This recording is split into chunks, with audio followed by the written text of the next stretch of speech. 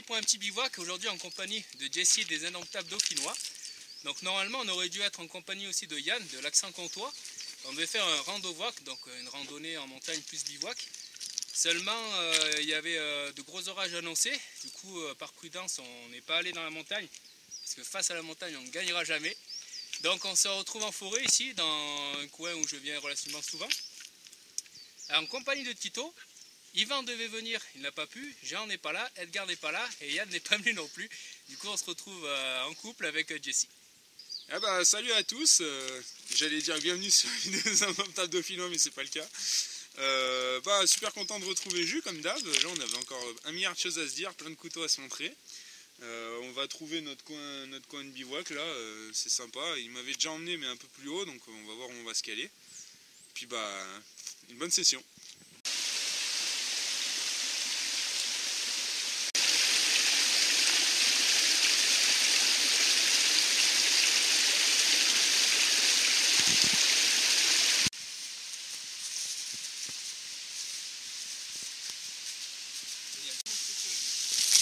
Bon, on est en train de chercher un coin. Là on se retrouve dans le dernier endroit où je suis venu avec Edgar et Yvan, dans le dernier bivouac.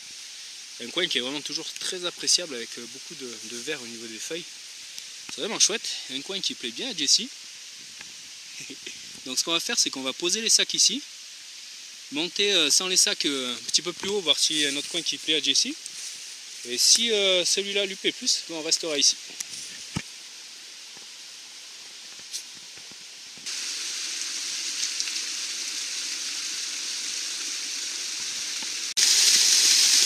Bon, j'ai pas pu résister à montrer la petite cascade à Jessie.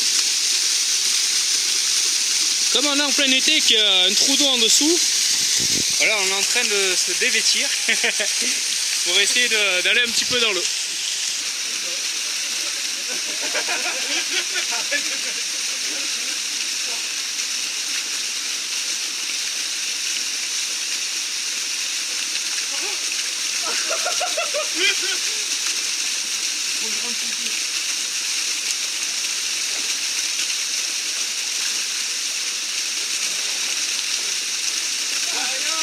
Ça roule, gars.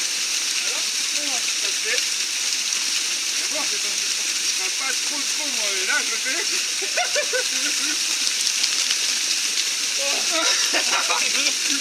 Ouais, c'est dedans, en fait. Avec la tête aussi. Ah, c'est physique, ça, hein. Ah, je suis rentré dans. Bon, la boîte en plein été, elle est bien fraîche.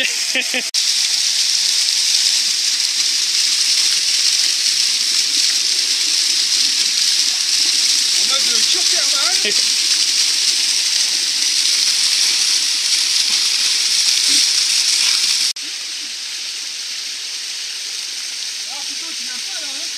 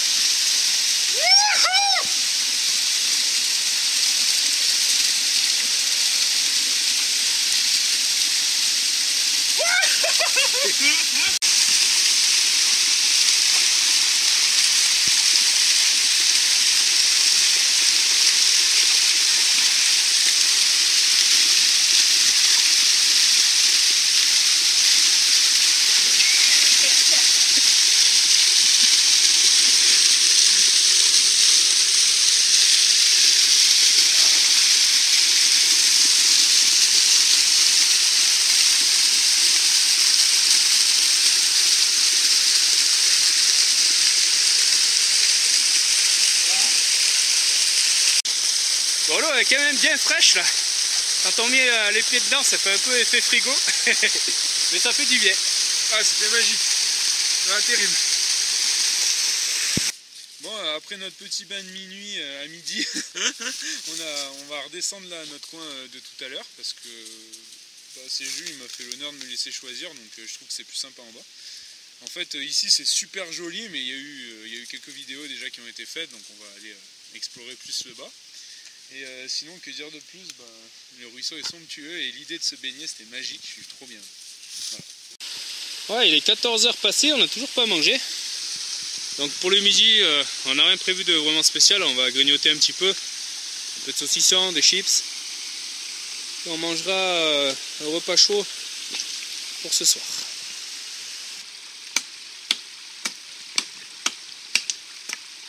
Voilà, je suis en train de travailler pour faire une petite massue pour le bâtonnage. Donc au niveau des couteaux, on a pris tous les deux le SI5 qu'on adore. Et aussi le Hunglass pour montrer à Jessie. De voir si on a du bois à bâtonner. Donc il faut toujours se faire une petite massue. Et d'ailleurs c'est un des premiers outils les plus importants lorsqu'on se fait une massue en fait. Même si on n'a pas de couteau ou quoi que ce soit, ça peut nous servir pour beaucoup de choses, comme pour casser les petites branches en bas des arbres, etc. On peut vraiment déjà commencer à taper fort avec. On peut également venir la profiler un petit peu plus pointue pour essayer de creuser ou quoi que ce soit. Du coup une massue c'est rien, mais ça peut vraiment servir. C'est vraiment très utile.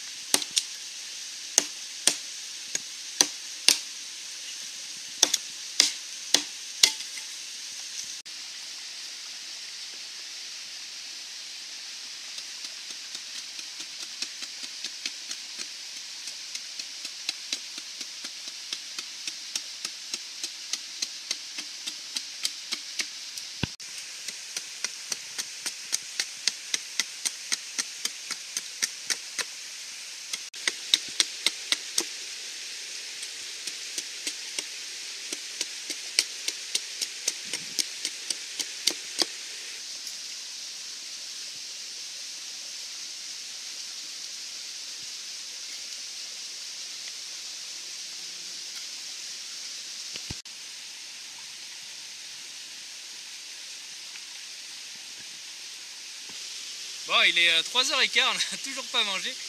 Du coup, j'ai apporté de l'eau de coco un peu pour le fun. Donc, on va essayer d'en ouvrir une avec le Hunglass. Taper ici au milieu, voir ce que ça va donner. Peut-être que ça ne s'ouvrira pas, ou alors ça va partir en miettes, je sais pas trop. Ou peut-être que ça va s'ouvrir bien en deux. Et l'idée, ça serait de pouvoir boire un petit peu le lait qu'il y a à l'intérieur. Ensuite, évidemment, de manger.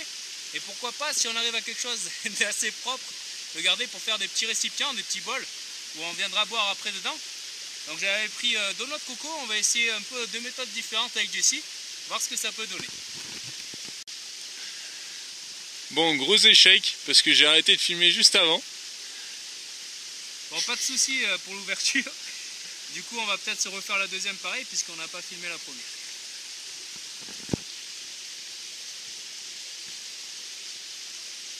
Bon, du coup, c'est une méthode qui est efficace, pas de souci avec ce couteau.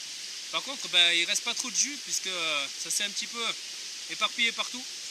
On aurait pu d'abord percer pour venir boire le jus et ensuite la couper. Mais on va réessayer puisqu'on n'a pas filmé tout à l'heure.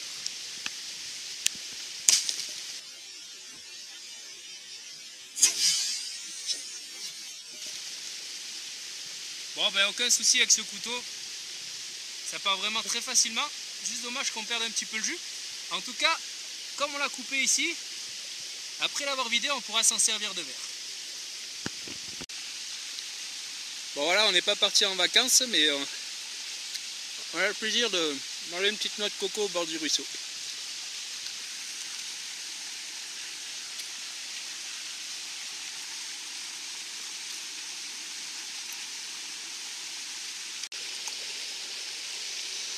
Qu'est-ce que t'en dis? C'est vachement bon. Ouais, j'adore la noix de coco alors. C'est vraiment terrible. Ah, c'est un truc qu'on refera en bivouac, je pense. Ouais. On va essayer de prochain coup de percer. Donc un ou deux trous, logiquement deux trous, pour que le jus puisse s'écouler facilement. Pour pouvoir le boire avant de l'ouvrir.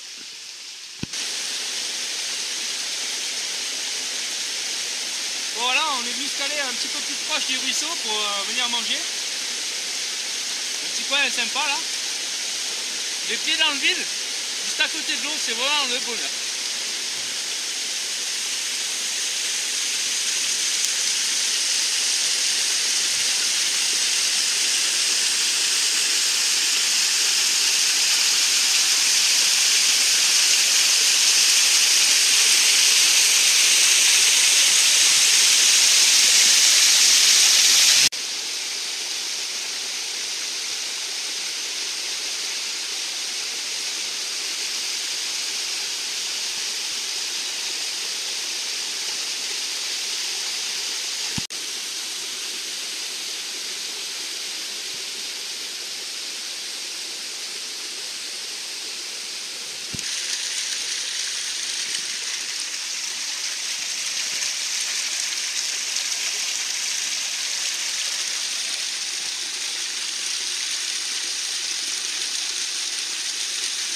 Voilà, c'est cool, ça nous fait un beau récipient naturel. Donc on va un petit peu la reprofiler, retailler, enlever un petit peu les poils là, pour que ce soit un petit peu plus lisse. On va voir à tester parce que le deuxième morceau on dirait qu'il y a une petite feinte, voir si ça ne perdra pas d'eau. En tout cas on en aura au moins une pour boire.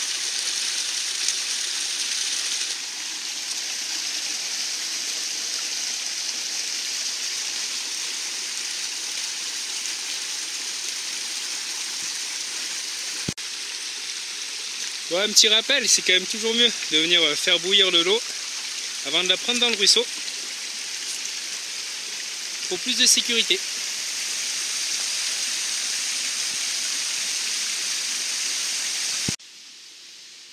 Bon voilà, on a fini de manger. Donc là on est tranquillement en train de chercher un coin pour suspendre le hamac. Donc comme il y a des orages de prévu, on va dormir en hamac ce soir. Puisqu'un hamac, encore une fois, à mes yeux, c'est le couchage qui permet d'être le plus confortable et également le plus protégé au niveau de la pluie.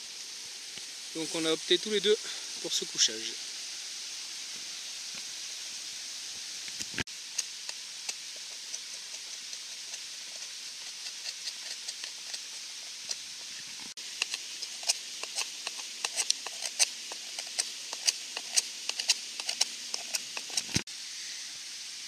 Ah, Jessie s'est bien amusée. Du coup la noix de coco est toute propre. Bon, du beau boulot.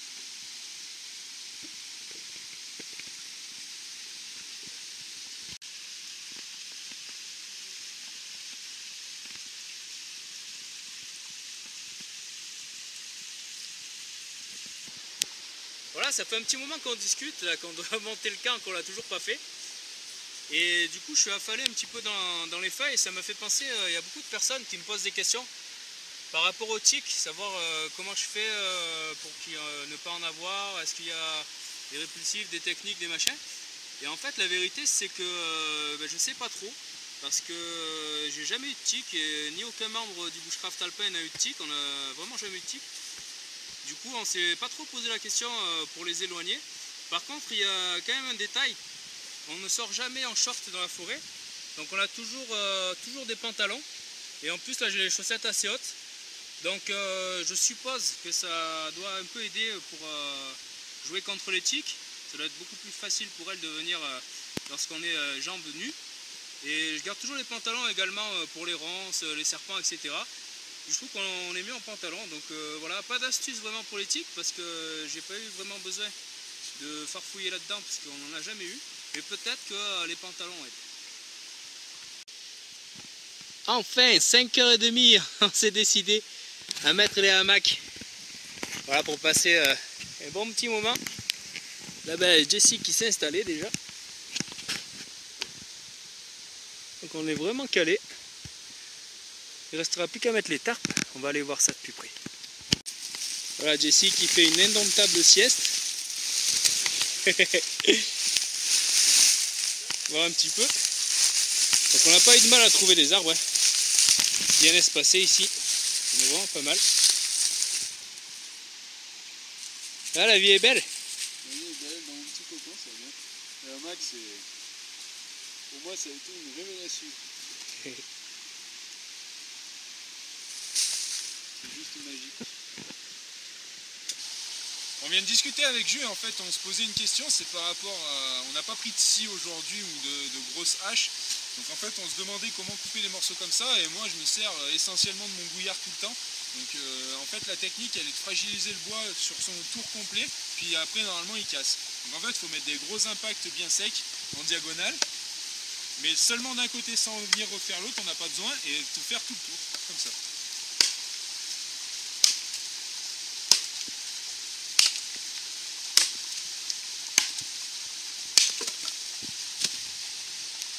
Voilà, et comme ça on a des bûchettes assez rapidement.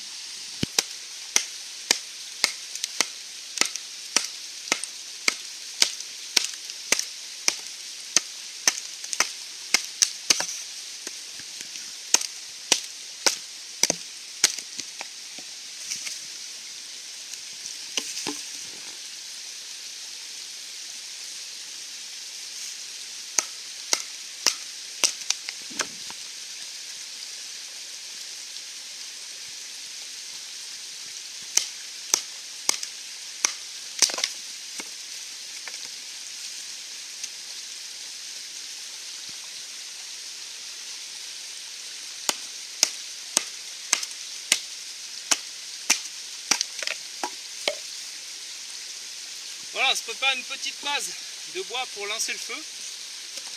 On va pas encore le lancer parce que c'est à peine 6h30, mais on prépare un petit peu, comme ça ensuite on est tranquille. Et on verra un petit peu ce qu'on va faire. Probablement continuer à discuter comme on le fait tout à l'heure. Bon, on va peut-être voir, je vais essayer de vous montrer le jeu qui s'appelle La Wallée. Donc c'est un jeu africain. Et donc souvent on l'a à disposition chez nous dans des jeux qui sont faits en bois avec des trous à l'intérieur. Mais on peut aussi le faire beaucoup plus simplement dans la terre ou dans le sable. Donc on va simplement venir creuser les trous et se servir de cailloux pour jouer. Donc si on a le temps, je vous montrerai ça.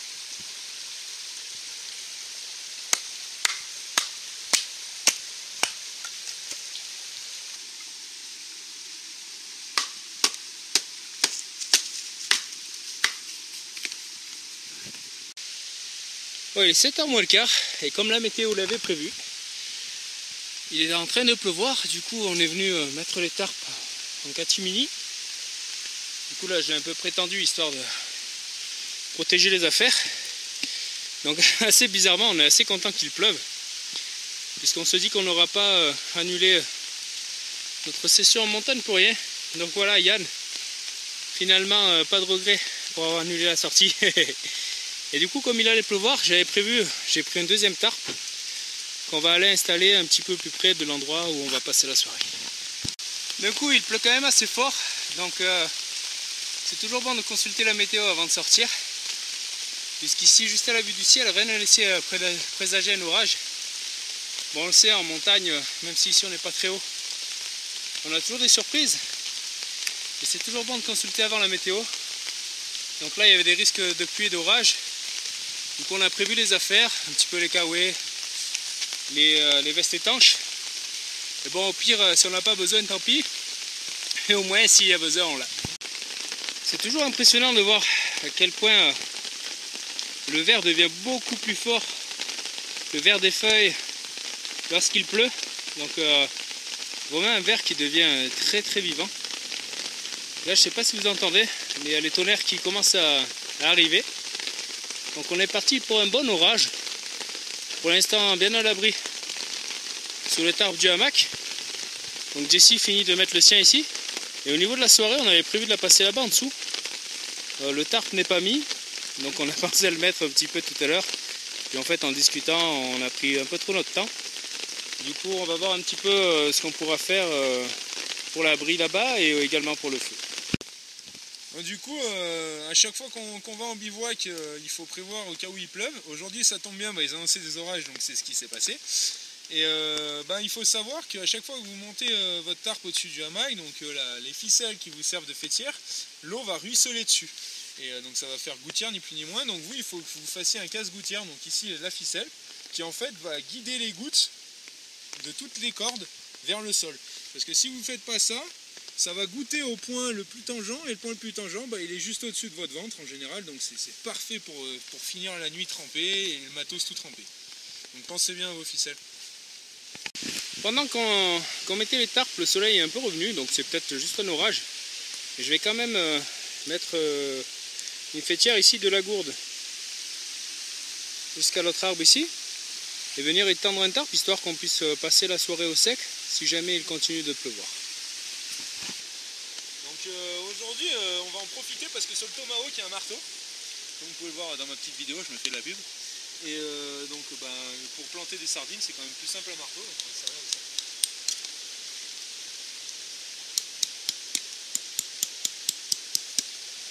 Et bien sûr on est sur les cabines. Et voilà, pour le reste on a mis le tarp en appentis avec l'endroit où on aura le feu, donc on verra, on le décalera peut-être un petit peu si jamais c'est un peu trop sous la bâche. Sinon ça nous fait une belle surface. Ici ça fait 3 mètres sur 3, du coup on aura de quoi s'abriter s'il pleut pendant la soirée. On est venu chercher un autre bâton pour bâtonner puisque le premier avait cassé. Et donc ici on a découvert, il ne pleut pas. En fait ce qu'on reçoit nous là-bas ce sont les gouttes qui tombent des arbres finalement. Donc il a plu un bon petit orage. Pour le moment il ne pleut plus, par contre on voit que le ciel est toujours couvert. Donc on a quand même bien fait de monter les tarpes. Et ça nous protégera toujours des gouttes qui tombent pour le moment au niveau du camp, des gouttes qui tombent des arbres.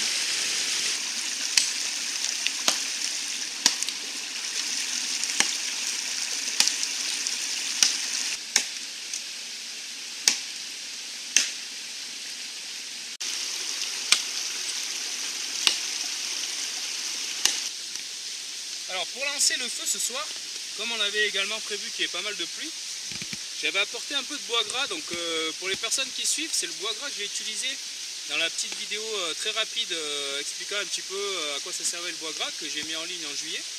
Et j'ai également ramené un petit bout que Steven m'avait envoyé dans un colis où il m'avait envoyé du bois pour fabriquer par exemple des bagues, des manches de couteaux, etc.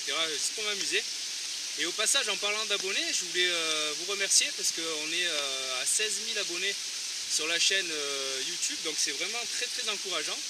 Et sur le Facebook également, ça monte de jour en jour, donc c'est toujours un plaisir de pouvoir partager ce qu'on fait avec vous sur YouTube ou sur Facebook. Voilà, on va venir rebâtonner un petit peu des petites sections de bois gras.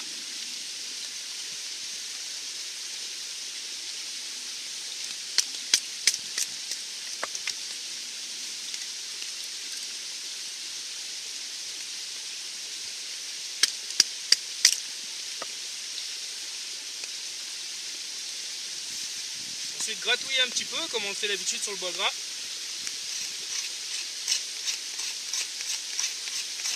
Pour venir décoller vraiment de très très fins copeaux.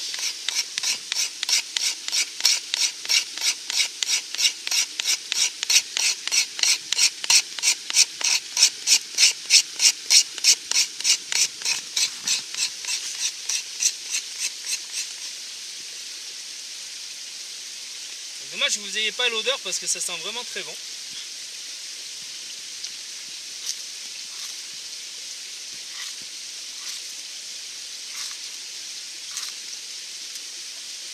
Et il n'y a plus qu'à installer un petit peu de bois dessus, puis on placera les petits morceaux qu'on a coupés tout à l'heure, soit en le bâtonnant, soit avec la hachette. Bon, évidemment, avec le bois gras, c'est quand même parti sans aucun souci. Donc on va juste rajouter un petit bout et ensuite on mettra des bouts de bois plus classiques. Le feu est plutôt bien parti, mais évidemment ça a un petit peu du mal à se lancer étant donné que c'était bien mouillé quand même. Mais au cœur là-bas, la flamme est bien prononcée, donc du coup logiquement ça ne devrait pas poser de soucis. Étant donné que tous les autres petits morceaux qu'on a déjà refondus vont sécher assez rapidement pour prendre feu.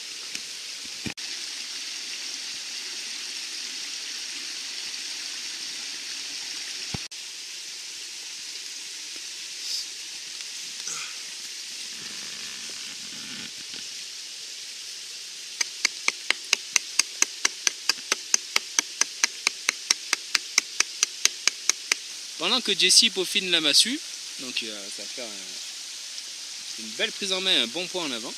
Le feu est vraiment bien parti cette fois. Donc on a mis aussi des bouts de bois dont Jessie se sert pour faire la massue, qui est un bois qui est vraiment très dur. Donc l'autre partie on l'a mis également au feu. Et ça donne quand même de bonnes flammes. On est suffisamment haut et loin au niveau de la bâche, donc ça ne risque rien. Et ensuite on viendra faire cuire des ravioles et des dio de Savoie.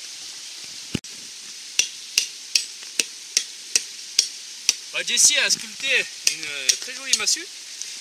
Du coup une très bonne prise en main ici, un bon poids à l'avant. Là je suis en train d'aplanir un petit peu d'un côté pour avoir un bon impact bien à plat sur les outils. Bon, on verra, autant c'est une massue que je garderai pour faire mes tests de couteau, etc. Vraiment chouette.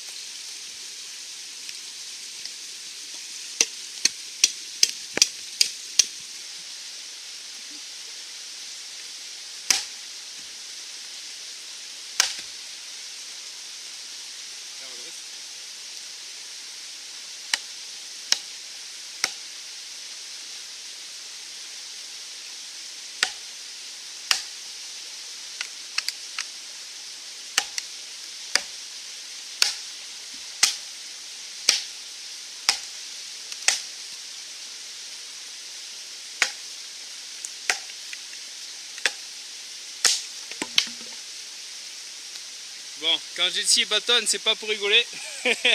Avec sa petite massue, la légère massue. Voilà, il n'y a que lui qui peut manipuler ça. Bon, c'est pas forcément à faire ce qu'on a fait avec une personne qui tient le gouillard et l'autre qui tape. Mais bon, on a cassé la massue finalement tout à l'heure. Et dans ce bois qui est vraiment très dur. Du coup on a pris une petite solution de système D.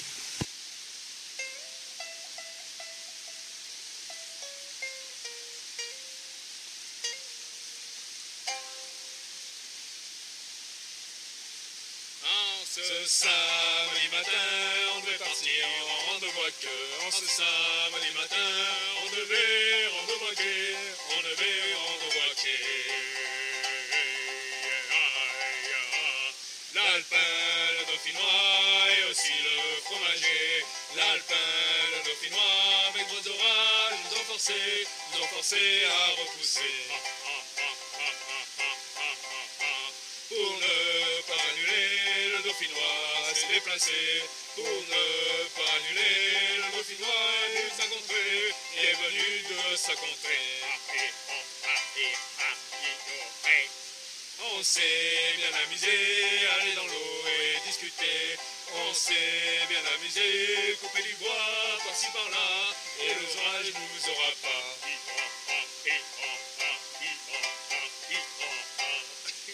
Comme il peut pour la soirée, comme toujours bien outillé. Comme il peut pour la soirée, l'adoubement va commencer. L'adoubement va commencer. C'est un véritable honneur d'ajouter un membre d'honneur. C'est un véritable honneur de faire de Jessie un membre pour la vie. Un membre pour la vie.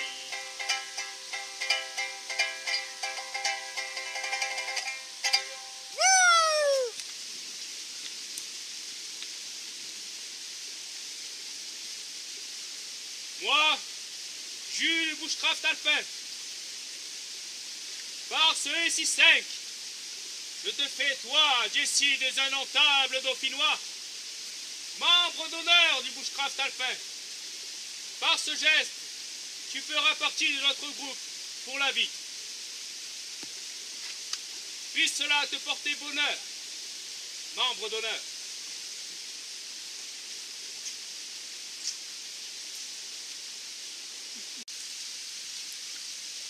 Bon, après toutes ces émotions, on va retourner à la popote. Du coup, voilà, les ravioles du Dauphiné.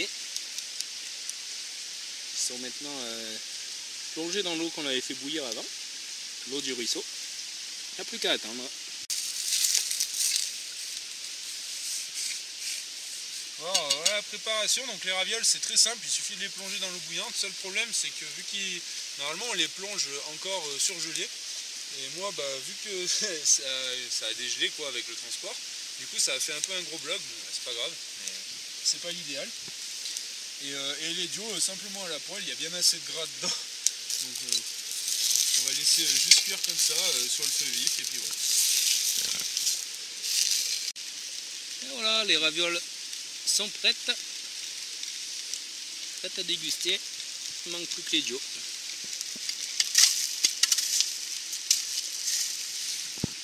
Bah ça y est, tout est fini là, le repas de ce soir. Bon, comme j'ai dit, c'était relativement simple les ravioles.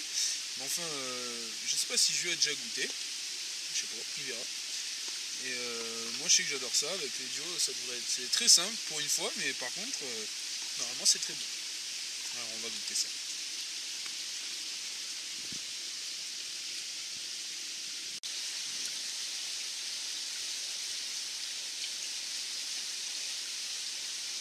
Je voulais vous montrer, j'avais acheté cette gourde sur un vide-grenier pour 2 €. Donc elle n'est pas en cuir pour le coup, j'ai regardé un petit peu, on voit que c'est une sorte de plus un peu un aspect un peu plus ballon de rugby un petit peu. En tout cas c'est vraiment sympa, c'est des gourdes en fait, plus des gourdes de berger. Donc voilà, ça se boit en venant, il y a une toute petite pipette au bout et on vient finalement en envoyer direct dans la bouche. Donc c'est plutôt sympa. On peut y placer évidemment n'importe quel type de boisson à l'intérieur.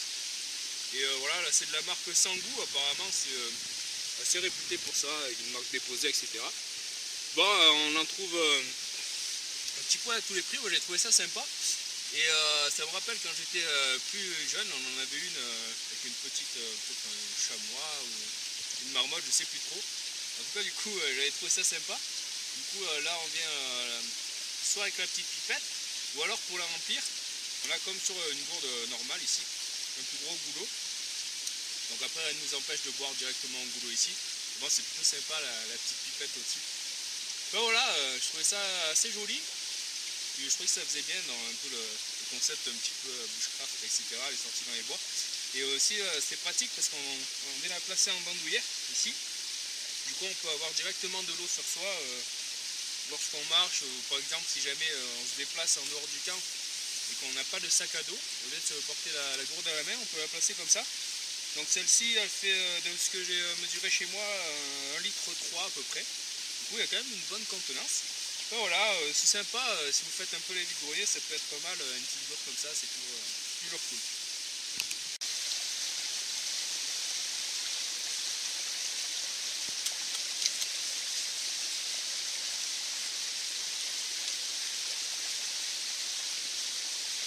Voilà, Jessie se sert de sable et de l'eau pour nettoyer la popote. Donc on a éteint le feu, tout nettoyé ici, et qu'on n'aura plus besoin de feu pour le reste de la soirée. C'est pas la peine de le laisser tourner pour rien. Et pour demain matin, on fera peut-être chauffer le café avec la boîte à feu pour éviter d'avoir à rallumer un feu de camp. Ouais, il est pas loin de 2 h du mat. On vient de se coucher. Jessie est bien installée.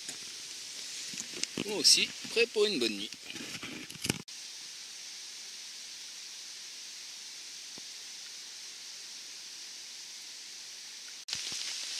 Voilà, un bon réveil sous la pluie. Il s'est mis assez vite à pleuvoir ce matin. Ça tombe pas mal. Donc là pour le moment je suis toujours sous la bâche du hamac. Jessie lui a déjà démonté son camp quand il ne pleuvait pas. Du coup on va se rejoindre, boire un petit café sous la bâche où on a passé la soirée.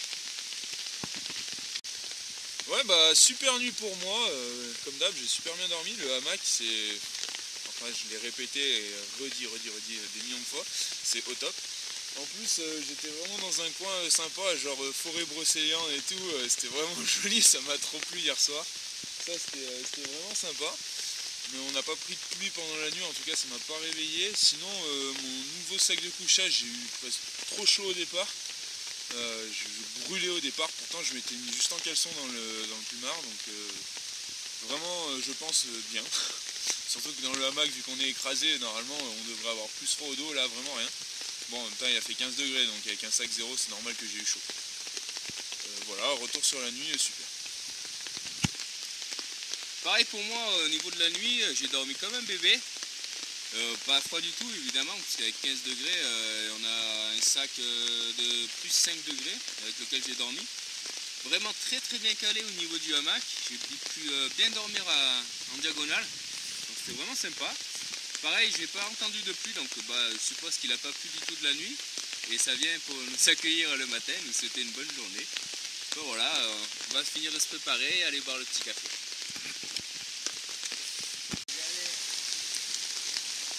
Bon, hier soir on a hésité à démonter le tarp d'en bas, quand on a rangé au niveau du feu, etc. Du coup on a bien fait de le laisser. C'est cool, ça a bien tenu. Juste un petit peu là où ça a fait une petite flaque, il aurait fallu qu'on tende un peu, mais comme il y avait cette pente, c'était pas évident. En tout cas, dessous, on est toujours bien abrité. On continue de bien pleuvoir. Petit eau qui est trempé là-bas. Voilà, donc on va venir prendre la boîte à feu de Jess pour se faire le petit café. Bon, du coup, on va allumer la boîte à feu pour faire chauffer le café. Alors bon, c'est un test, je sais pas si ce sera suffisant, mais ma boîte à feu elle est énorme, donc on va espérer que ce soit suffisant pour faire bouillir le petit perco.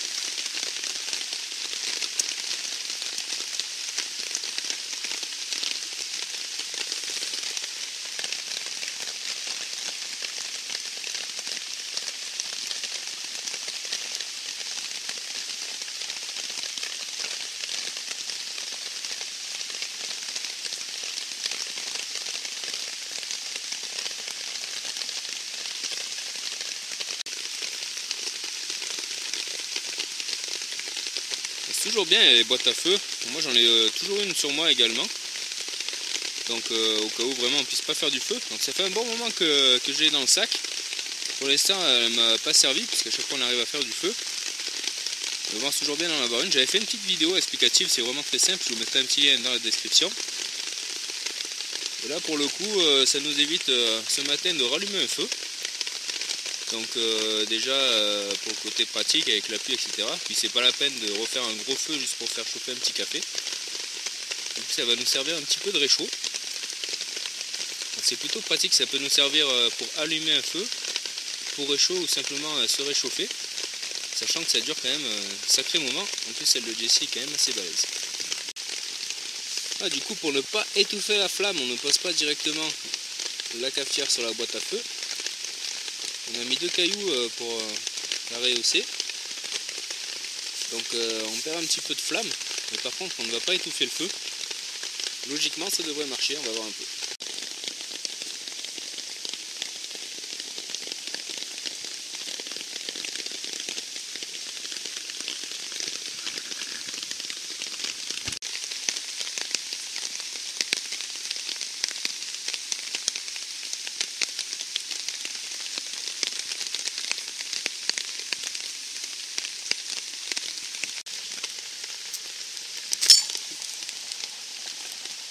Jessie a fini par suspendre à la main la cafetière au-dessus pour que ça aille quand même un petit peu plus vite. Et le café est monté, donc on va le déguster tranquillement.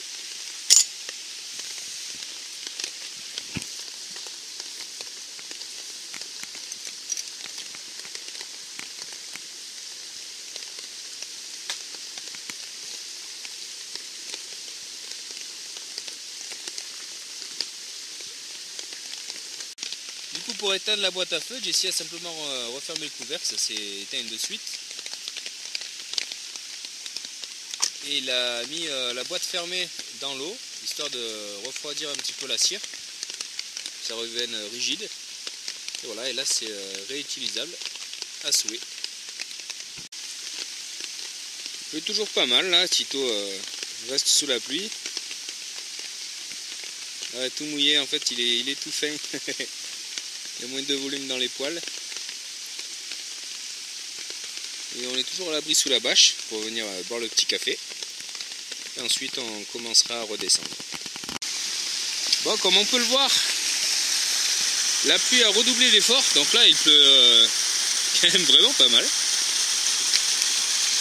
Donc on a remballé les affaires, il reste juste le tarp, on a passé la soirée là-bas. Et on va redescendre.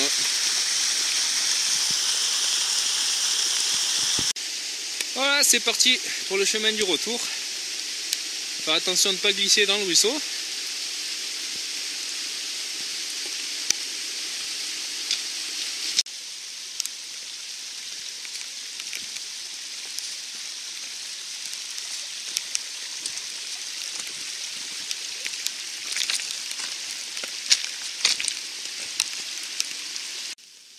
Merci Jus, merci les Bushcraft Alpins pour m'avoir à Loubet. Voilà. Ça m'a fait vraiment super plaisir, c'était presque émouvant. Bon, je suis pas du genre à chialer, hein. Enfin bon, c'était vraiment super, un honneur pour moi. Super bivouac, bien dormi. Bon, la pluie aujourd'hui, mais du coup ça nous a pas fait regretter de ne pas être parti au paradis. Et dans l'histoire, je suis vraiment content. Avec Jus, on s'entend vraiment super, donc le bivouac, encore un super bivouac, il n'y a que ça à dire. Merci. Ah, comme l'a dit Jessie, c'était vraiment un très bon bivouac. Ça fait plusieurs fois qu'on fait des bivouacs ensemble. Et à chaque fois, c'est vraiment génial. On est vraiment sur la même longueur d'onde. Donc ça se passe très bien. Hier soir, on s'est un peu lâché sur un peu le moment Disney, etc. Qu'on a un peu improvisé, qu'on a écrit juste avant. L'adoubement aussi. Mais c'était bien sympa. En tout cas, je suis vraiment content d'avoir fait Jessie notre membre d'honneur. Et pour le reste, on se retrouvera bientôt pour les tests de matériel. Donc il va y avoir le SI4, le Lion Steel M5 et aussi une nouveauté de chez SI avec la nouvelle gamme Camplor, donc qui est dédiée au bushcraft avec le SI JG3. Donc voilà, on se retrouvera courant août ou septembre pour les vidéos comme ça, et puis peut-être d'autres bivouacs d'ici là. En attendant, j'espère que la vidéo vous a plu. Merci, à bientôt.